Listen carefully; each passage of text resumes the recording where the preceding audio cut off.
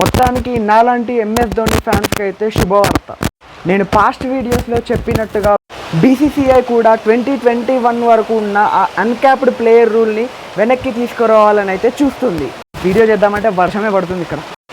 Times of ఇండియాకి ఇచ్చిన ఇంటర్వ్యూలో సిఎస్కే మేనేజ్మెంట్ బీసీసీఐ 2021 వరకు ఉన్న అన్క్యాప్డ్ ప్లేయర్ రిటెన్షన్ రూల్ని వెనక్కి తీసుకురావాలని చూస్తుంది అని సిఎస్కే మేనేజ్మెంట్ అయితే చెప్పడం జరిగింది. సో దీన్ని బట్టి చూస్తే ధోనీని అన్క్యాప్డ్ ప్లేయర్గా మళ్ళీ రిటైన్ చేసుకునే ఛాన్సెస్ ఉన్నాయి. అండ్ మ్యాక్సిమం 5 రిటెన్షన్స్ని కూడా అలో చేసేటందుకు పర్మిషన్ అయితే బీసీసీఐ ఇచ్చేలా ఉందని తెలుస్తుంది. So we're going to witness MS Dhoni in 2025 IPL as well. ఎప్పుడైనా బీసీసీఐ ఒక్క ప్లేయర్ కోసం రూల్స్ని చేంజ్ చేయడం చూసారా? ఇప్పుడు చూడబోతున్నారు. MS is coming back. Bro, నువ్వు ఇంకా ఛానల్ సబ్స్క్రైబ్ చేసుకోకపోతే ఇప్పుడే సబ్స్క్రైబ్ చేసుకో. మన